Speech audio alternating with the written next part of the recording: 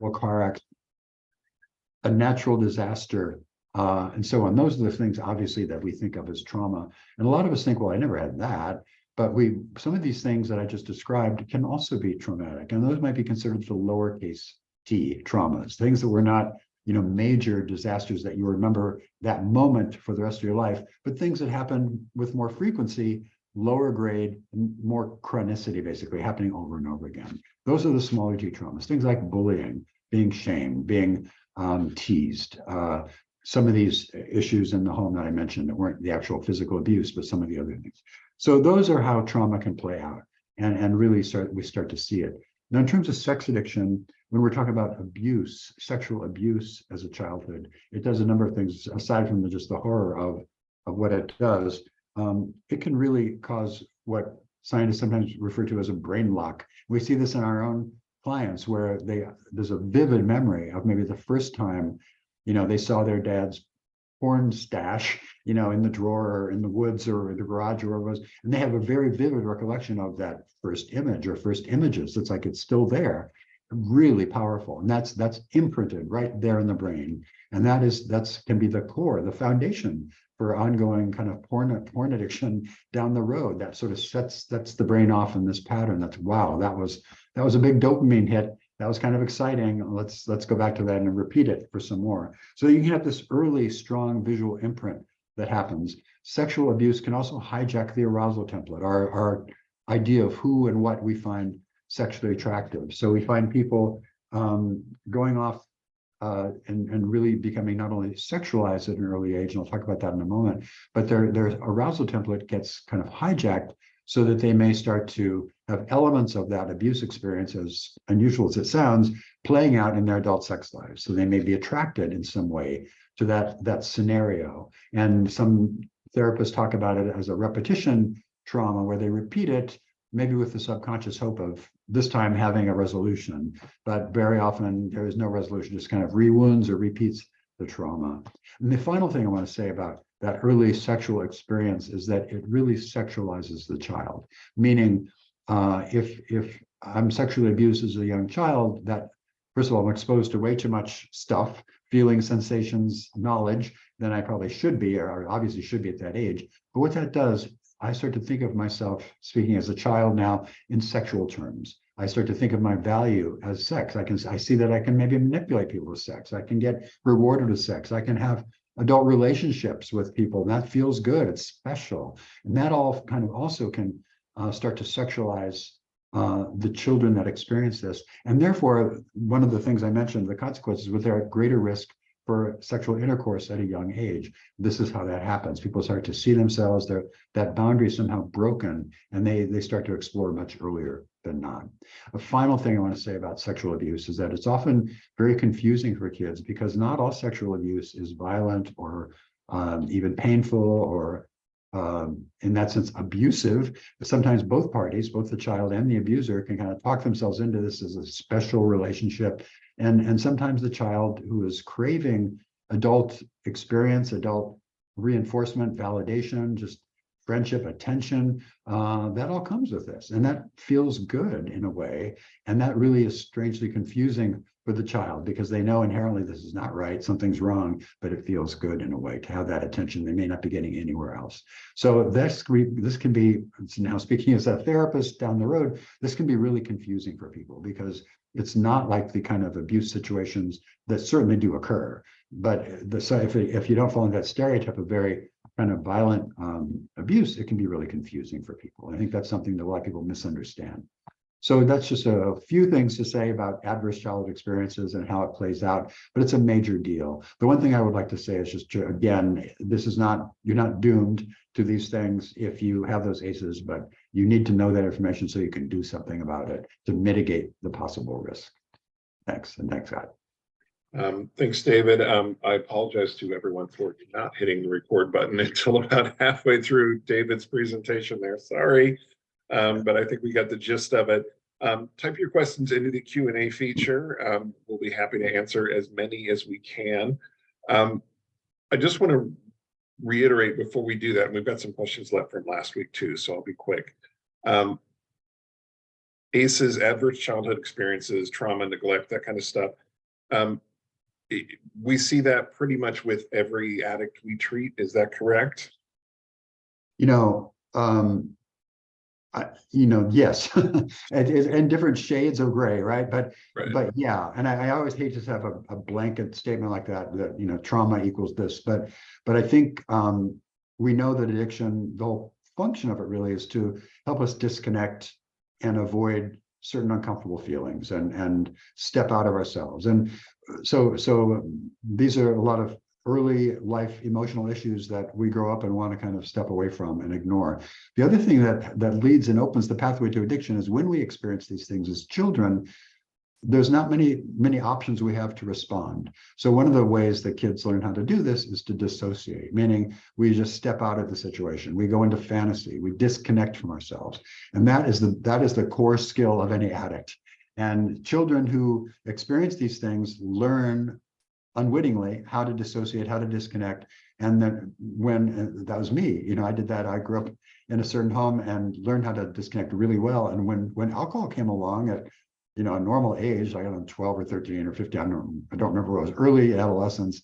I was there. I had a blackout the first time I had it because I knew how to dissociate it. This was just fuel to accelerate it. So I think that's also a factor that leads to these things resulting in addictive behavior.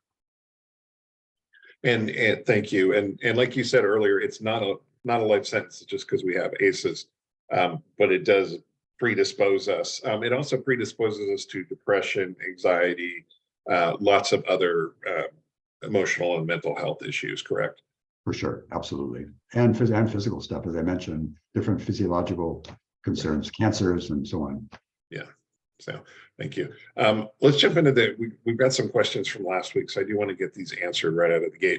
Type your fresh questions into the Q&A feature today. We'll get to as many as we can. So this is from last week. Is sharing your struggles with the betrayed partner a necessary part of recovery? This is from an addict. I feel lonely that I have these huge secrets and wonder if her right to know this stuff is not just coming from my sponsor in CSAT. However, I don't want to cause more trauma and pain for myself. It will cause irreversible damage to the relationship. My addict mind says what she doesn't know can't hurt her. Thoughts on that, David? Yeah, I have a lot of thoughts on that. We know from all kinds of experience, good and bad, that how to kind of do this to cause the least amount of damage and really to promote the best healing. And that is to lay it all out on the table in a very defined way. So that process is the formal disclosure that we talk about. And really, and I've heard many partners say this, and I can't blame them at all, that I can't really commit to this relationship or healing this relationship till I know everything, till I know what I don't know.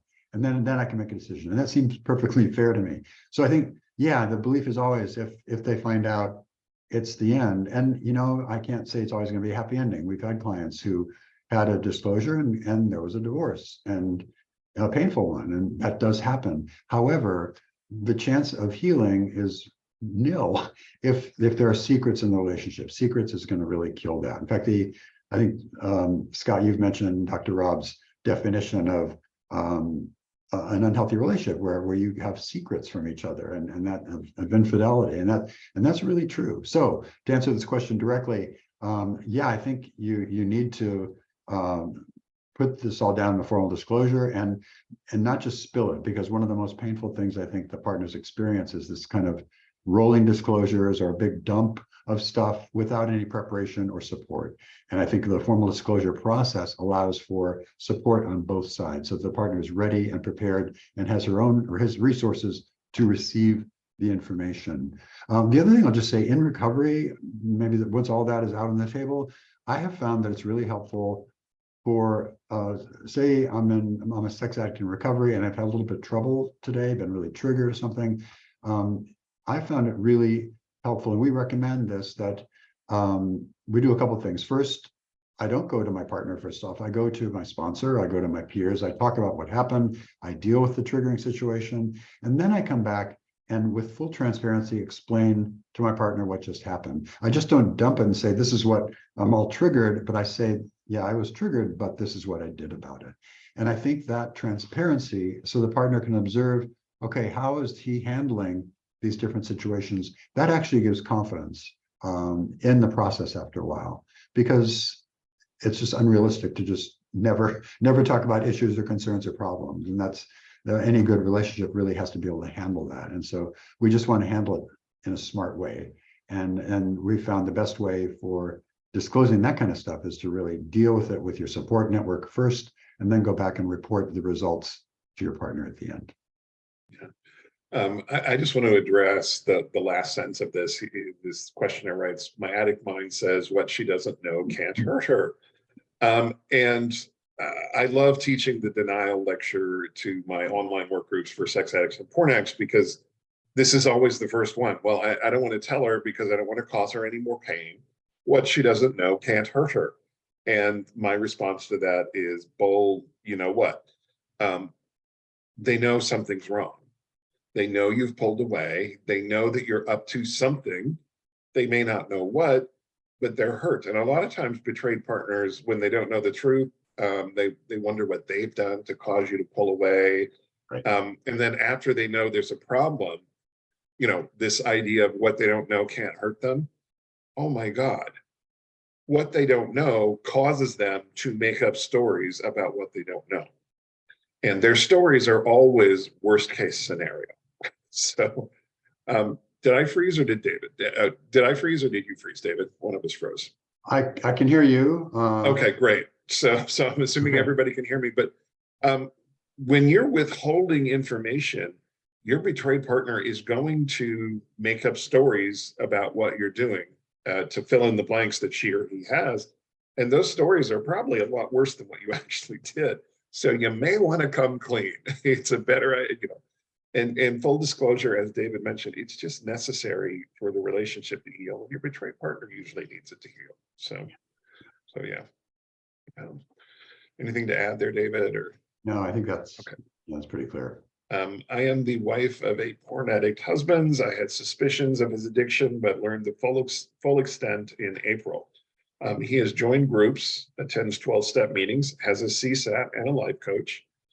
He stopped watching porn in December and stopped all social media, etc., in order to stay true to his sobriety. He did have a few slips, but those have stopped as well as of 4 weeks ago. I do believe him, yet I cannot understand how a true sex addict, porn addict just stops so quickly. Is this possible?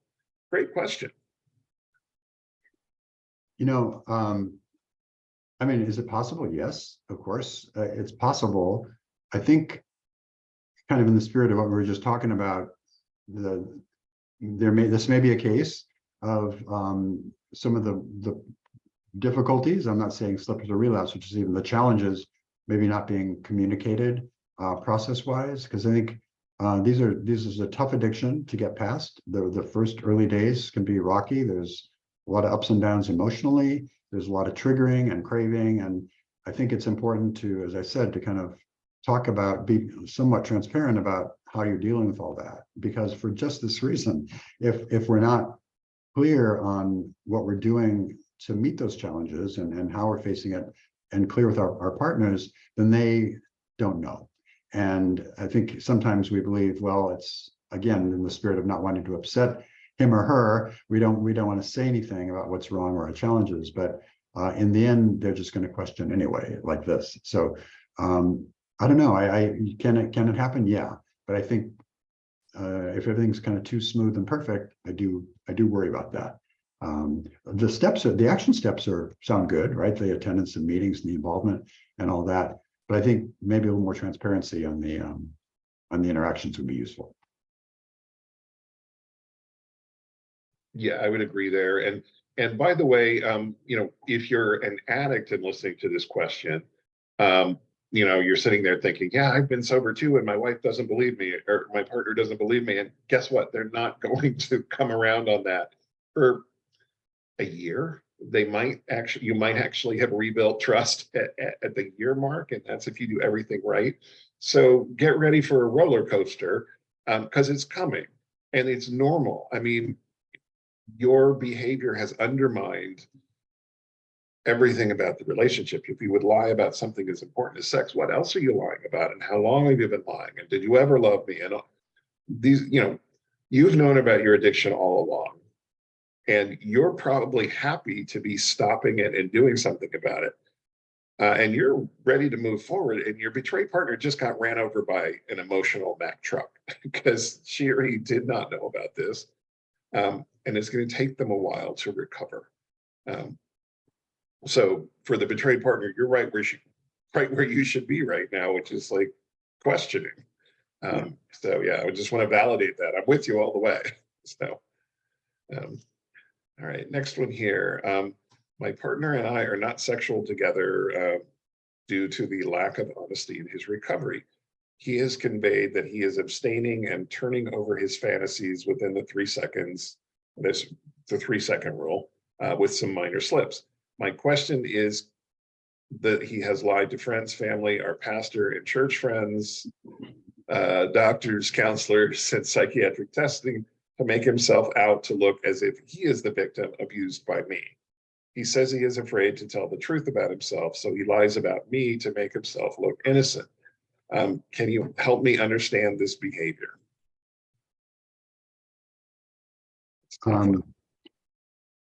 Yeah, so I mean, I guess we'd call it manipulation on his part. That this is something we sometimes see in guys who are really struggling and in early recovery, especially where they're not really taking responsibility for it and kind of blame. The blaming thing is a big red flag for me when I see it going around. And then Scott just talked about lying and how common that is, especially in early recovery, I think, before that pattern finally is broken. So I think there's a couple of things that are very common with sex addiction coming together here, right? But it's just not okay to be misrepresenting the dynamics of this whole thing. And I think, sadly, probably most people will start to see through it too, which undermines it even more. So I think this is something, I don't know if you guys are in some kind of therapy, joint therapy or the CSAP, but I think this is something that I would kick up into a session to talk about, because there's some boundaries here that have to be put down in terms of behavior and honesty. And just the problem with that kind of misrepresentation or lying is that it just feeds the whole addictive mindset of just compartmentalizing and having 2 stories or 3 stories or 4 stories and just kind of never quite being true, or certainly not living with integrity. And so I think it is a problem, and it's his problem, not yours, but you're kind of got pulled into it because of the dynamics of it. So I think I think bringing in a therapist might be useful, just because if he's at that level of misrepresenting all over the place, he may not be able to respond to you, but just by you asking for more transparency and honesty on his part, it may take a therapist to help intervene on that. Yeah, and I mean, I'm an addict. I can tell you in my addiction, I was a master at lying and particularly manipulating and blaming. And I did this because I didn't want to feel my own shame. Yeah. If I looked at my behavior honestly and became accountable and stopped blaming others for my horrible choices, I was going to feel the shame and the guilt and the remorse, and I was terrified of that. So yeah, I said some awful things that were not particularly true. Trying to skirt the pain of actually looking at my own behavior, and that's probably what he's doing. Sad. Hopefully he'll come around and stop and actually get serious about recovery, because until you get honest as an addict, recovery is not going to work. Right. And thanks. I just want to underscore that kind of direct link between shame and lying. I think the reason I think a lot of times we lie is that if you really know what was going on, or if you really knew what I was thinking, you'd leave me or hate me or run away or whatever. So we make up something, or we lie to divert what's really going on. And I think a lot of that is fueled just by shame. So shame is such a powerful reinforcer of the addiction, because it really, really plays a role. Yeah, okay. Let's jump into the questions that came today.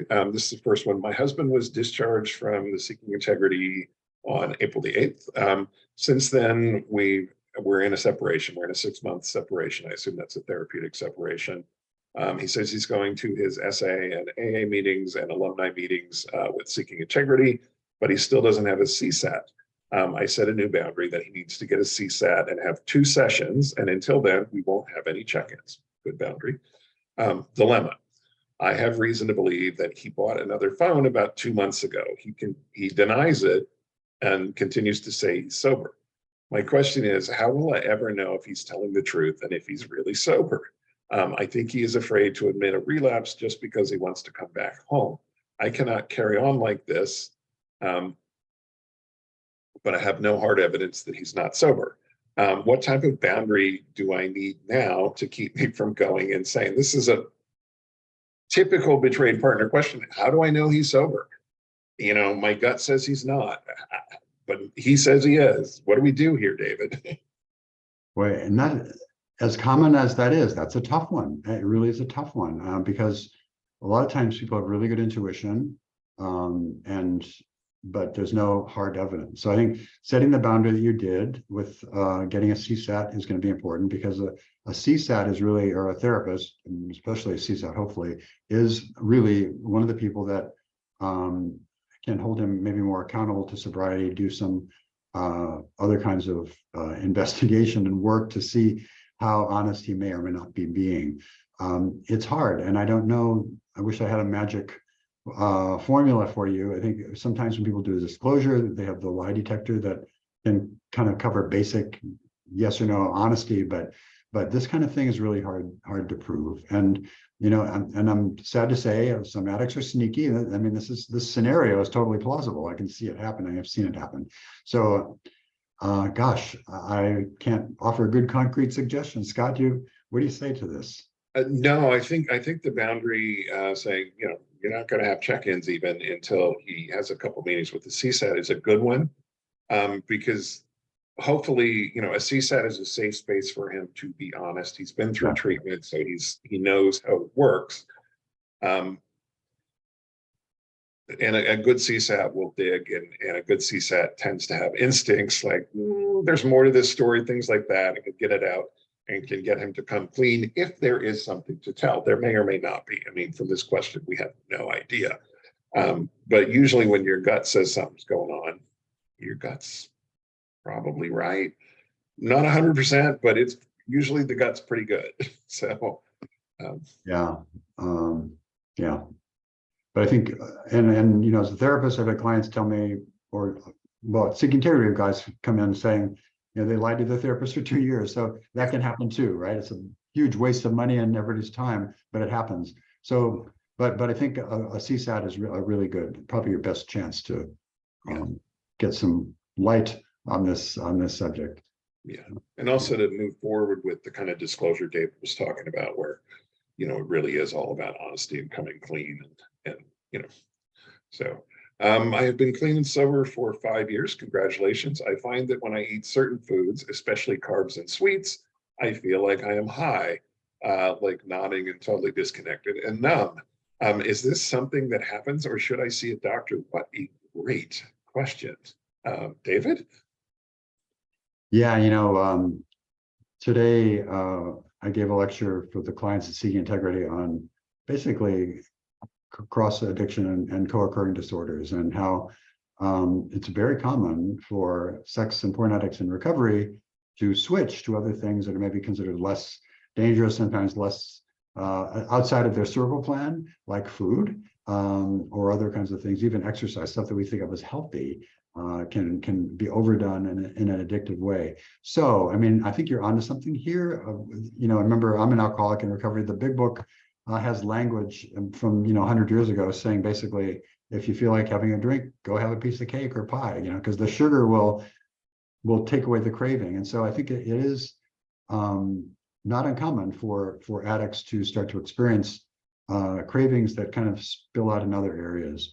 So the level of your reaction to it, I don't know how much you're doing. I don't think you say certain foods, but certain foods can cause that reaction. But I would do this. I would check with your doctor. You need to check your glucose levels, your blood levels, and see what's going on with that, because there may be a sugar, glucose intolerance kind of thing going on.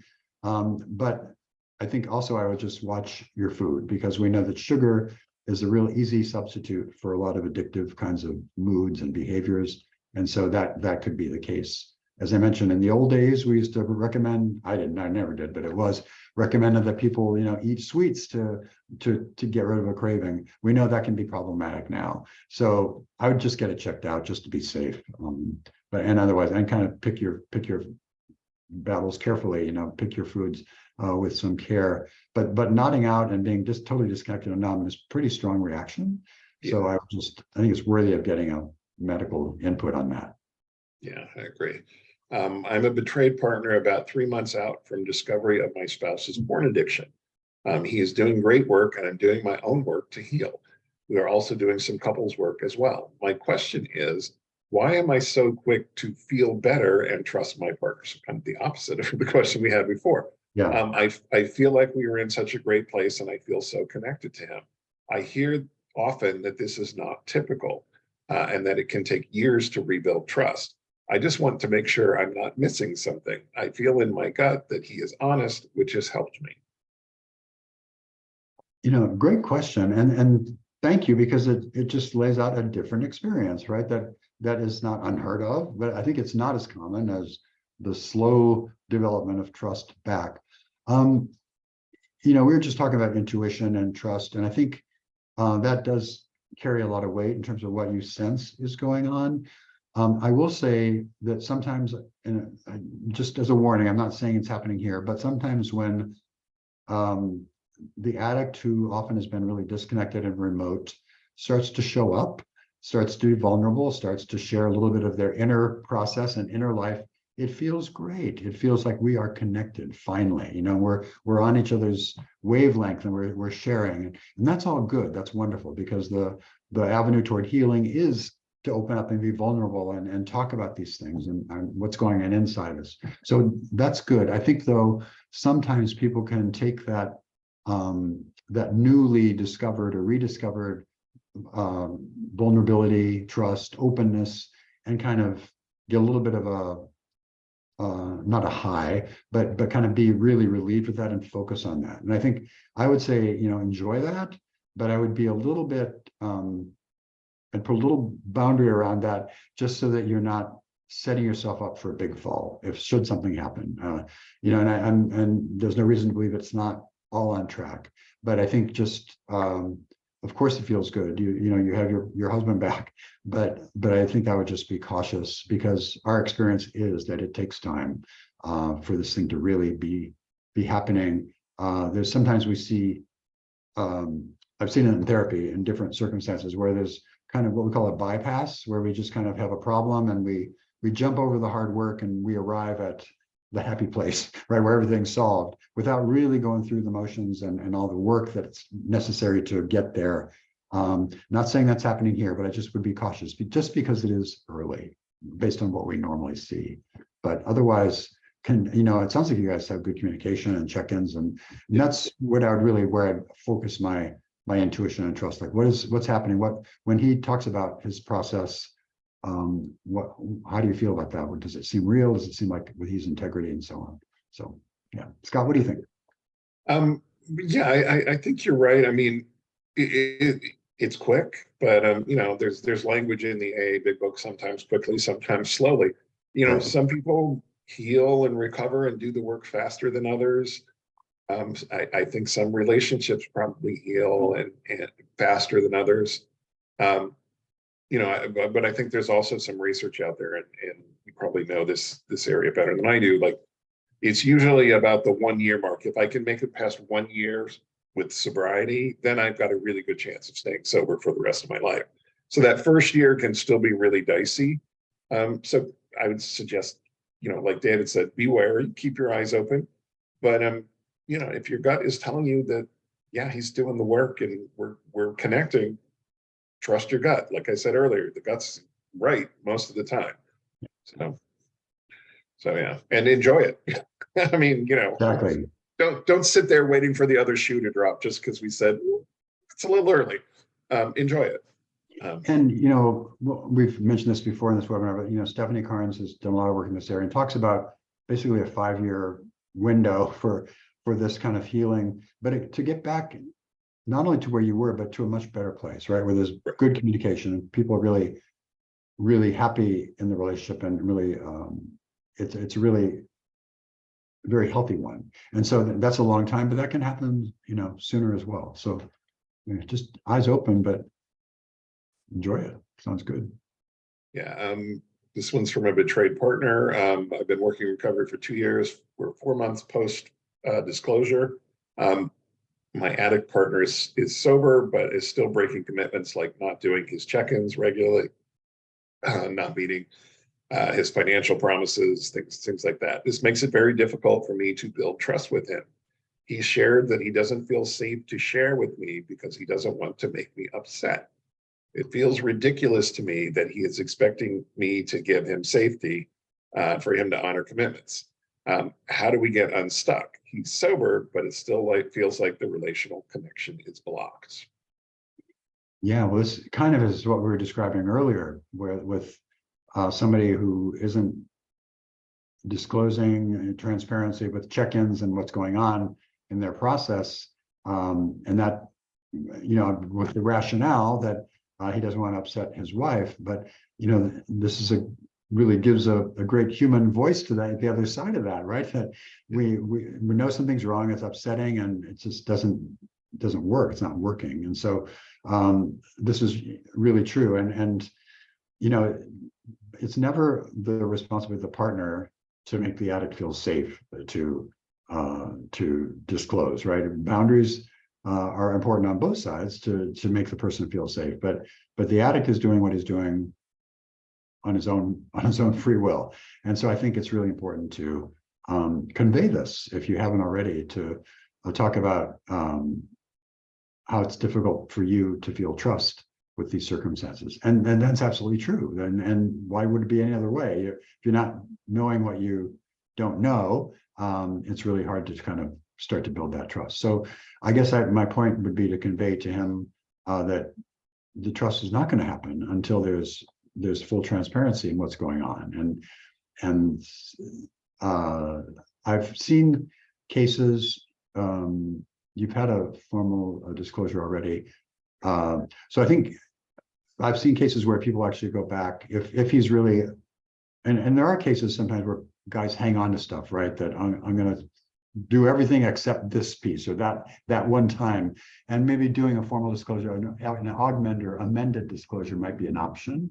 But that's one case, I think, where it'd be therapeutic support to do that. But I think just he needs to really start working on being a little more transparent, because otherwise I don't see how you get to the place you want to get to of trust. Yeah, repairing a relationship damaged by infidelity is more than just stopping the infidelity. It sounds like he's stopped the infidelity. Great. Now you got to repair the damage, and that involve, repair relationship trust, because that's the damage that hurts the most. It requires rigorous honesty, and rigorous honesty means more than just, if you ask me a question, I answer it honestly. It means if you ask me a question, I answer it honestly, and then I volunteer the rest of the story that you didn't ask about. It means I don't keep secrets. If it's something you might want to know about, I make it a point to tell you. It means I do this with everyone, not just you. It means if I agree to do a check-in every night at 8 p.m., I find you and I check in with you every night at 8 p.m. I keep my promise. If I'm promising to pay these bills and that, I do it. If I say I'm going to take the trash out, I do it. If I forget, I tell you I forgot and I apologize, and then I take it out. That's rigorous honesty. If you ask me how much money I spent at lunch today, I don't say $10, I say $10.43, and I hand you the receipt. This is rigorous honesty. Got to be an open book, even when what I need to tell you is going to upset you, especially when what I need to tell you is going to upset you. If I want to rebuild trust, I need to be willing to let you get mad at me. If I'm not telling you the things that will upset you, I'm manipulating your emotions. And I don't want you to manipulate my emotions. Why would you want me to manipulate yours? I mean, I'm speaking to the addict here. It's, if you say you're going to be truthful about this, if you make a commitment to do something, you better follow up. Because otherwise you're doing more damage to your relationship, even if you're still sober. There's more to this than sobriety. I mean, AA, as you know, step 12, part of it is we practice these principles in all of our affairs. It means our whole life changes. It's not just about quitting drinking. So I don't know, I feel like I got on a rant. No, it's all good stuff. And I just wanted to explicitly say kind of what you said was that, you know, there's two kinds of lying, right? Lying by commission, meaning I lie to your face, I tell you something incorrect. But there's also lying by omission, right? Like Scott said, I tell you what you already know or suspect, or what you asked specifically about, but I don't say all the rest. And that's also a lie. That's lying by omission. And so we need to really clean all of that up and be totally upfront with that. Yeah. Yeah. If your partner would want to know or might want to know, you fess up. You know, even if it's just a might, you know, just there's no, if it's possibly remotely might want to know, come clean. So yeah. And I'll just say one other thing I've heard so much from partners is that if the addict in recovery, say, does something, whether it's a slip or a relapse or just a challenge of some kind, that's one thing. But what the partners really get upset about is either the lying or the cover-up about it, much more than the act itself. In my experience, is that the major amount of upset is because the dishonesty that followed whatever we're talking about. And so that coming clean is just so important, and coming clean fast is so important. Yeah. Next question here. Hi, I'm a porn addict in recovery. Discovery was last October. I have been sober since that time. Congratulations. I see a CSAT every week for individual group therapy. I've gone through disclosure and polygraph. I regularly attend 12-step meetings, and I'm wrapping up step 4 with my sponsor. Great. Sobriety hasn't been all that hard. However, communication with my betrayed partner continues to be a huge issue, and I'm struggling with being able to communicate with compassion and empathy. How do I fix this? What a great question. We're hitting like some major stuff today. Yeah, these are the core issues. Mm-hmm. Wow. So just a couple of things, because I could go on all night with this question. When it comes to compassion and empathy, that's of course essential for a relationship. Empathy, by the way, is just the ability, a human quality of being able to feel what somebody else is feeling. And having compassion is just to be able to express that to them. That's something that really takes a hit with addiction, almost, and it's part of brain process, part of the nature of addiction. But we lose, as addicts, we lose our compassion, we lose our empathy. We become, and most sex addicts are pretty narcissistic anyway, but it's beyond that.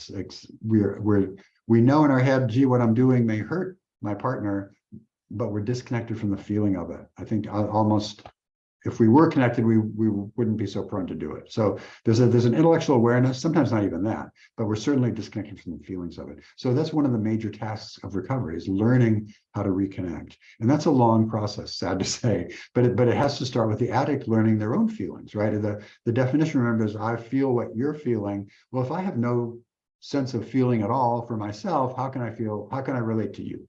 And so it's a long process of building feelings. We started at Seeking Integrity with daily awareness of feelings and feeling wheels and all that kind of stuff. But it's a skill. Practicing empathy is a skill, and that's also something that we can communicate really, really well. I think the other thing sometimes is that I found couples often don't have communication skills. And he said going to a CSAT, maybe you are too.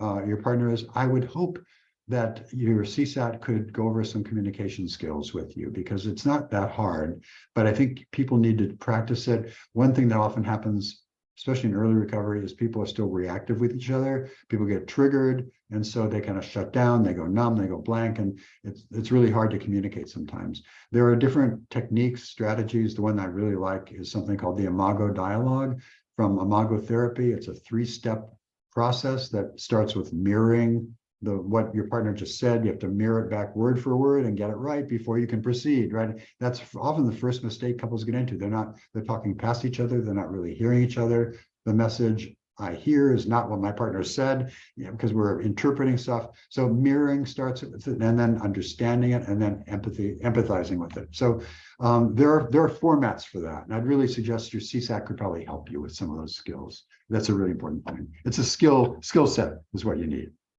Yeah. And I just want to address, you're going to 12-step meetings, you're working step 4 right now. Discovery was last October, it's now June. So we're, what, 8-9 months in here. You've done your disclosure and polygraph. You're working on step 4. You are right on schedule. Exactly. I mean, there's no set schedule, but you're right on it if there was.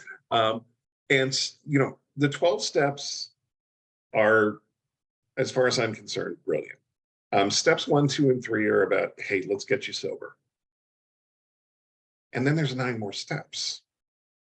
Steps 4 through 9 are about getting right with other people in the world. And then steps 10 through 12 are sort of maintenance, staying sober and staying right with people in the world. You're on step 4. This is the first step of getting right with other people in the world. This is a searching and fearless moral inventory. You're really looking at yourself. In step 5, you share it with, God and another person.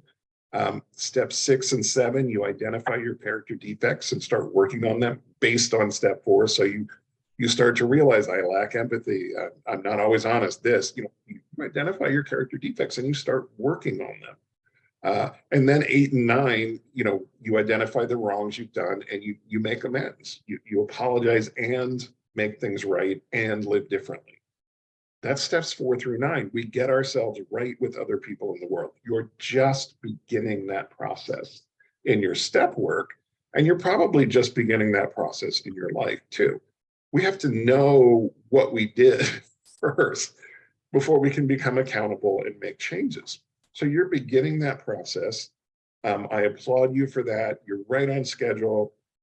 If you're still struggling with being able to communicate with compassion and empathy, after you finish step 9, we have more work to do. But yeah, I mean, in addicts, we're bad at empathy. I mean, David, we're just bad at empathy, right?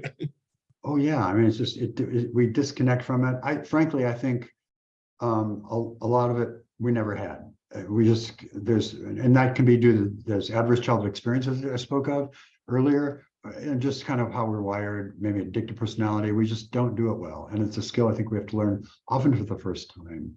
And I will say, to this person asking this question and anybody else, that healthy intimacy course I mentioned that starts July 10th covers a lot of these exact things, because we found this is a need for people in recovery to start to know how to do this stuff. And so you might want to check that out.